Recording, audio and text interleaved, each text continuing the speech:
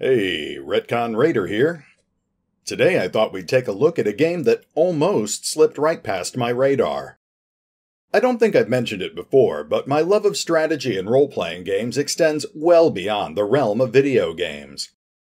My work area is a veritable library, filled to overflowing with literally thousands of RPG books and tabletop games.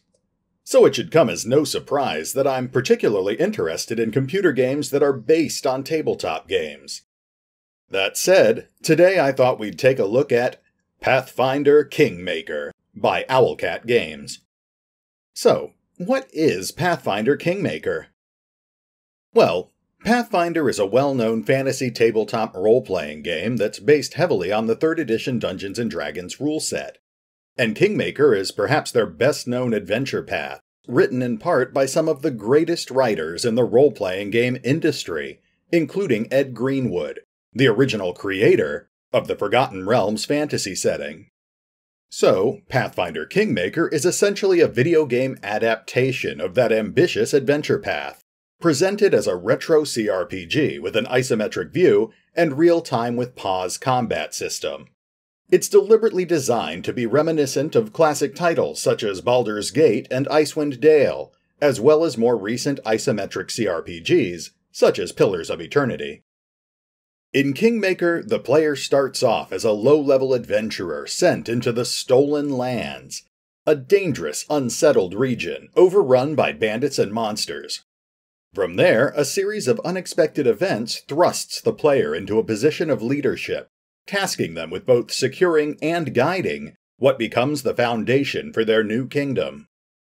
Kingmaker will present the player with a comprehensive adventure campaign, intended to last between 40 to 80 hours, and taking the player from a lowly novice adventurer to the uncontested ruler of their kingdom. The video game adaptation of the original adventure modules seeks to make full use of all that original material, while also expanding upon it and adding additional all-new material based on the expansive Pathfinder campaign setting. As with many classic cRPGs, the player will have complete control over the creation and growth of their personal character, choosing from over 10 classes, 7 core races, 400 feats and class abilities, and 300 spells. The campaign is intended to accommodate growth up to level 20 and will contain over 500 colorful and creative magic items for the player to discover and equip. Particular attention is being paid to non-combat aspects of the game as well, with a comprehensive alignment system that will directly affect both the main character's growth as well as the growth of their kingdom. Likewise, the game is being developed with the skill system in mind, with many events or scenarios calling for non-combat skills that can be used to affect or even circumvent combat encounters.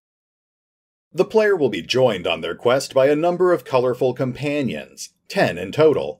Some of these characters are icons of the setting, familiar to any Pathfinder fan, while others are drawn from the pages of the original adventure modules, and some are even entirely new, inspired by material from the adventure modules, but with expanded backgrounds, personalities, and new involvement in the campaign. They come from a wide array of classes, races, and alignments, providing the player with numerous options when it comes to filling out their adventuring party, exploring the Stolen Lands, or even when filling important roles in your kingdom's government. But of course, these companions will each have their own alignments, personalities, and motivations, and those may not always mesh with the player's desires. Different characters may support or oppose the player's decisions as the campaign progresses, and their personal preferences may sometimes shape your kingdom in ways that you didn't anticipate. Speaking of which, the player's kingdom itself is intended to play a prominent role in the campaign. As the game progresses, the player is intended to both guide and develop their kingdom, which will grow right alongside the main character. There are 14 distinct regions of the Stolen Lands which the player will be able to absorb into their kingdom, both through alliances or conquest. And as the player accrues more resources and manpower, there are at least 100 kingdom projects and 300 planned kingdom events to give the player more opportunity to shape their kingdom. Will the player be a benevolent ruler, forging alliances and focusing on the development of culture and art? Or will they be a bloodthirsty warlord, crushing all who oppose them and populating their ragtag city with brigands, thieves, and monsters? Either approach will theoretically be possible, as will the many shades of gray between those two extremes. At the moment, Pathfinder Kingmaker is still in an alpha state, with many elements awaiting approval from Paizo, the publishing company behind the Pathfinder franchise. But from what little we've seen so far, the game is already looking very promising. The developer, Owlcat Games, appears to be relatively new, but their team includes several industry veterans, including several people who have worked on classic strategy games, such as Might and Magic 5, Rage of Mages, and Silent Storm, a personal favorite. The team is further strengthened with the addition of cRPG veteran Chris Avallone, who has signed on as the game's narrative designer, as well as Inon Zur, another industry veteran who will be composing music for the game. If those names sound familiar, it's because they both contributed heavily to many classic cRPG titles, including games like Baldur's Gate, Icewind Dale, and the Fallout franchise.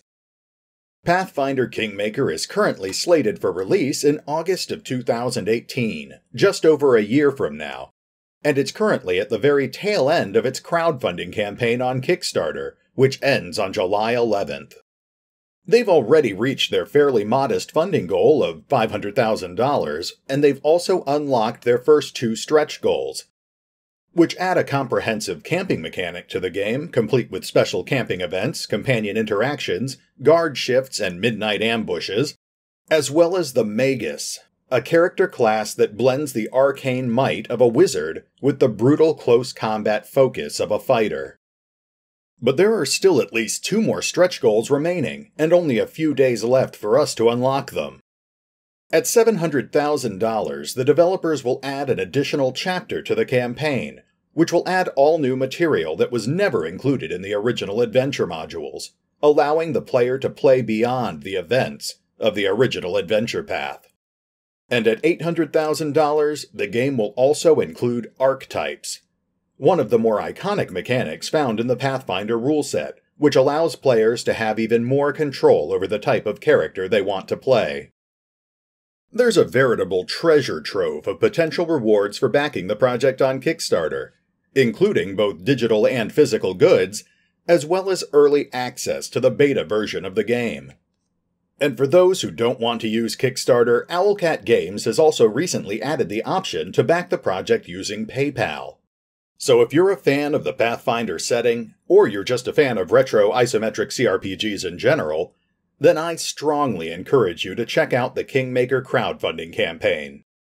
Personally, I've already backed the project, and I'm eagerly looking forward to getting my hands on that beta. I'm also resisting the urge to flip through the original Kingmaker adventure modules, which I own but I've never actually gotten to play. At this point, I think I'll go lock them away so I don't end up giving in to temptation. I'd rather experience the upcoming video game adaptation with as few spoilers as possible. So for now, this is RetconRaider, signing off. Thanks for listening. Oh, and remember, although I do love talking about Pathfinder Kingmaker, you can find out all the latest news by visiting the official website or the crowdfunding campaign over on Kickstarter. Links are in the description.